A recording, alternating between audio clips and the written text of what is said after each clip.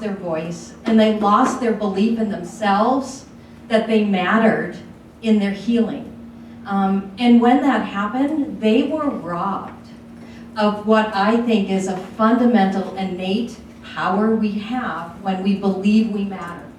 And I saw that that was so often taken, not even purposefully, but from patients and family members in the process of the healthcare delivery system. And so then I, in my infinite wisdom, decided to change careers and become a school psychologist, sort of midlife, and worked really hard at that. Thought, oh wow, I'm now gonna start with working with individuals and not systems. And lo and behold, about 5 years into doing evaluations, I saw the exact same thing. That way too many children who I was had the privilege of recording their stories and figuring out the complexity of who they were, had this theme of not believing they mattered, believing they were fundamentally deficient, really believing that, and a system that kept reinforcing that. And what happened was they lost their voices, they lost a sense of place and value, and in the same way that margin of power came from knowing that you had a role in healing yourself, that power to have a role know that you had a role in learning was also lost. And they were deemed to be deficient. It was sort of this self-fulfilling prophecy that was utterly not the reality of their potential. So anyway, I then just said, well, what the heck, and went back to a systems level to try to help schools see young people differently, to really acknowledge the capacity of each and every young person, because they're places where they have meaningful work and roles and responsibility, and they live into every ounce of what they have to offer. So that's my little story. The research question is, where are the lever points? Like, why is it that there are still schools that have youth voice committees with not one young person on it, and they don't even recognize that something's amiss? So what are the lever points in shifting mental models and shifting policies and practices? And which order do we do those in that really can move the needle here? I'm very encouraged, the last question, in Vermont, we have gone to personalized learning, proficiency-based learning. Student-centered learning is so much now a shift. But what I see is this enormous gap between the verbiage and the actual practices in our schools. And it's new, so people are trying to live into something they've never seen or experienced. And so the research that can help us know how to expedite that is the research that I hope sometimes comes out of when we're a learning laboratory, but I see it as essential to the field as well. Okay, so I'll say that my journey into this field started in my first or maybe second career, which was as a social worker in juvenile justice, working with kids who had been adjudicated delinquent, and realizing over the time that I worked with those young people that they were brilliant and powerful, and that the system of education had shoved them out and funneled them right directly into the school to prison pipeline. So I decided to go get a PhD so that I could change schools. Just do that. And so I did my PhD in education with a focus on school reform. As part of that work, started paying attention to what we talk about all the time in school reform or reform literature about the importance of including stakeholders, and realizing that in fact we weren't including at all the most important stakeholders, which are the people for whom school is designed. So when I got around to doing my dissertation research, I did conversations with probably 160 kids across a bunch of different types of schools and backgrounds and demographic groups, asking them what they wanted to be as adults, what were the skills and experiences they would need to have in order to effectively do that, and whether or not school was helping or getting in the way of their goals. I really thought that they would be able to do all of those things, and they were all really clear on where they were headed and what it would take to get there. And they were also really clear that schools were in fact not helping to do that.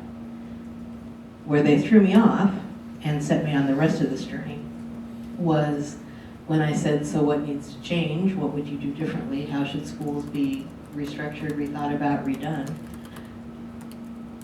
Almost exclusively their answer was, nah, it's just the way it is. You just gotta do it.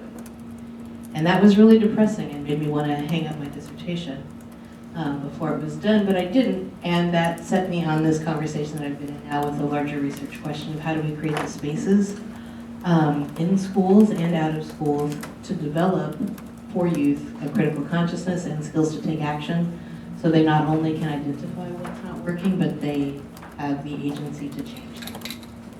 So that's how I get here. Thank you. Jane. So when I was teaching 5th grade, I had a student come up to me and say, Ms. Richter, you would rather be a 5th grade student than a 5th grade teacher.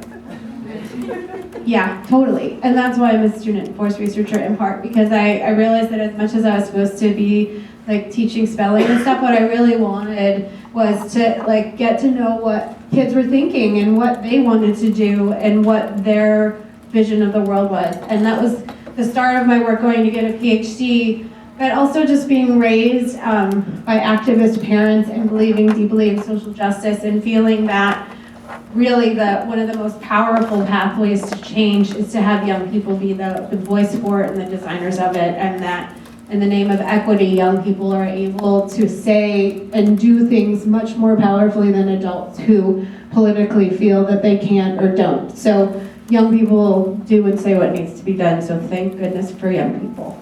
And so as I move forward in my career as a professor, which I never thought I was going to be, but you know, it's a pretty good life, I have to say, I realized that we didn't have a community around scholarship around student voice. So I've tried to make it a focus of what I've been doing to be a convener, to help to have this conference going, to create a journal, to create that online space that I talked about. What are ways that as we can find conversations with one another, we can make our work even stronger?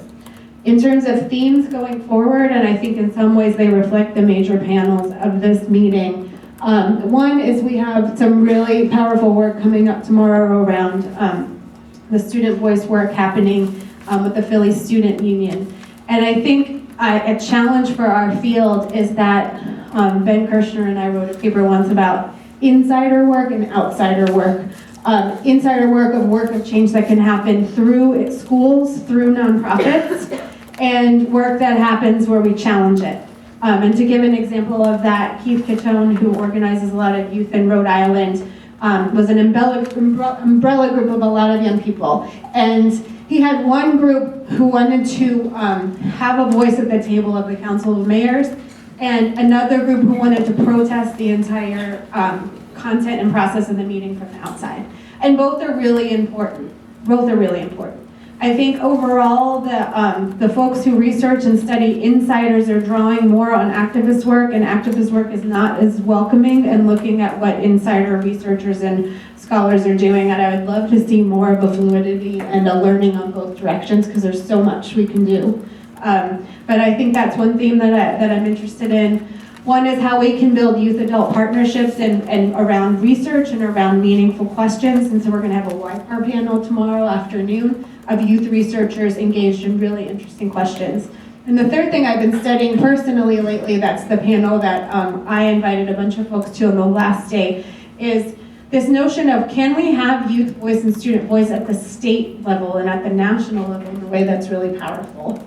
So I've been going around the country to learn about where are pockets where this is really happening. And that panel is gonna knock your socks off. So we have stories from Vermont, we have stories from Iowa, we have stories from Oregon, and we have stories from, I feel like I'm missing one. Kentucky, thank you. Yes, Kentucky people are arriving later tonight, so that's why I don't see them in the room. And these are the 4 states actually in the country that are doing the most at the state level and the most sophisticated. So that's why I want to learn from them, and I'm super excited to ask them questions on the last day. Great, thanks, Dana. Now I want to give you a chance. So please tell me if you've got a question for the panel. I'll come over with the microphone. This is called wait time. I can do this. I have a question. Please let me get the microphone. Say who you are. Yes, Christy. I'm Kay Augustine. I'm from the Iowa Department of Education.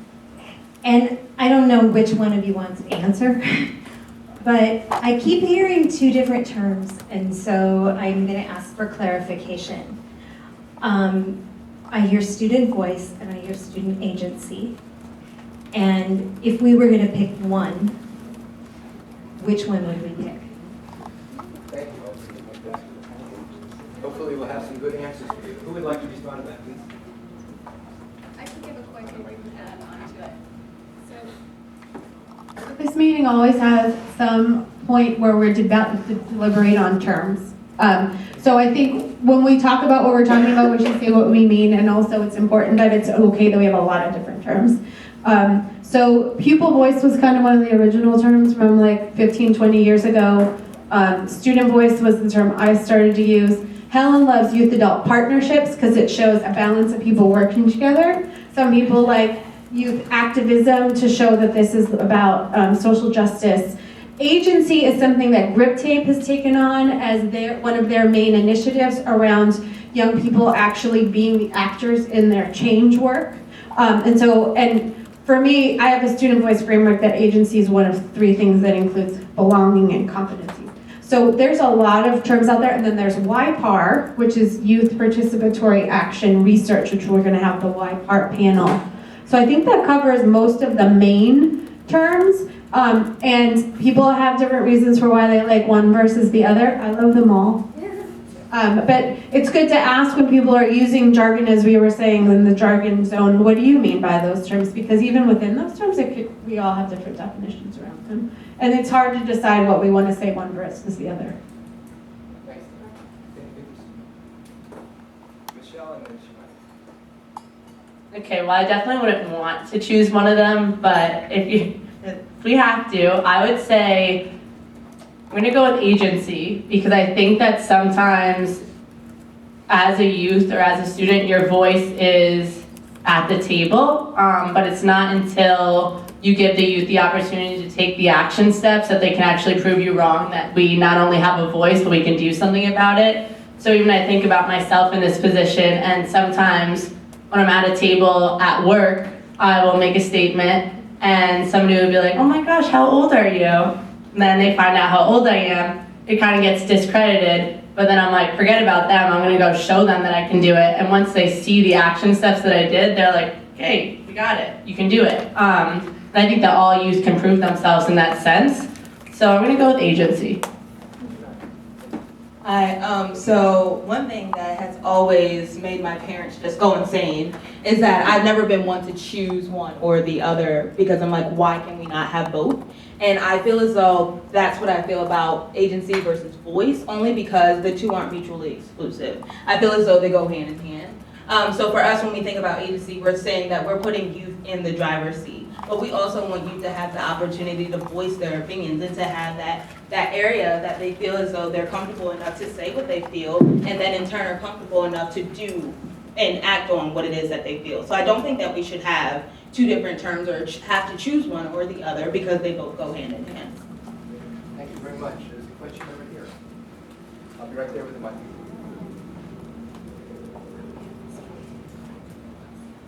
Thank you, Matt.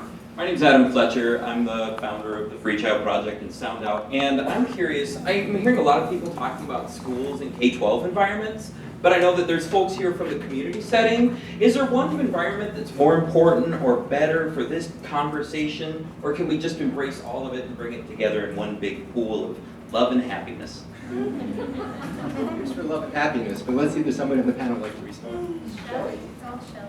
It's all Shelley. Yeah, one of the current research projects we have is looking at the impact of context inside and outside of school, and what kind of effect, what is the most, effective effect, right, of that. And I think that the art and the research team that I've been part of for the last 12 years includes one person, the Kirshner, whose focus was out of school organizing. myself who was focused on school reform, and then a person who comes from a school counseling background and really brings that more like what's happening inside the heads of the young people, the agency, the empowerment, the identity work. And so for us, our commitment all along has been, it's all three, right? The individual child and what happens in schools and what happens in communities. And how can we best learn from each other and, you know, overthrow the system. Can I respond to that as well? Certainly. Wait, and then there's the question over Steve, you can use the mic yourself and keep running. You have a question later. Okay. So one definition of student-centered learning includes socially and community engagement. And so I would say, like they were describing those terms as not being mutually exclusive, I would say that they're incorporated, that you really should not have one without the other. That our education and our school systems should be embedded in communities, and communities should be embedded in the education process. Thank you. You want to tell us about your Is it on? Okay, awesome. So Mark Murphy's vision behind Grip Tape, as he was the Secretary of Education, he spent some of his last years going through high schools and different schools and asking the students what it was that they saw, what it was that they liked, what it was that they disliked, and kind of came up with a philosophy of if students are in these classrooms, if students are the ones who are being taught, why is it something that's being done to them instead of something that they're experiencing? So we're looking at education not so much as something that's done to you, but how can you put yourself in that driver's seat to actually like drive, for lack of a better word, your own education, what it is that you want to do, what do you think is going to push you further in life with, you know, your educational goals. So our philosophy is students are the ones who are being in this education system. Students have the right and should have the voice and the opportunity and the agency to lead their own learning activities. So they give money right to students. They don't even, they bypass schools entirely and they ask young people, what do you want to study? They give you the money directly. You don't even have to involve schools. Not only that, but now that I'm here, Go. no, I think, can you guys hear me? Yeah. Is that okay? Okay. My mom said I could talk.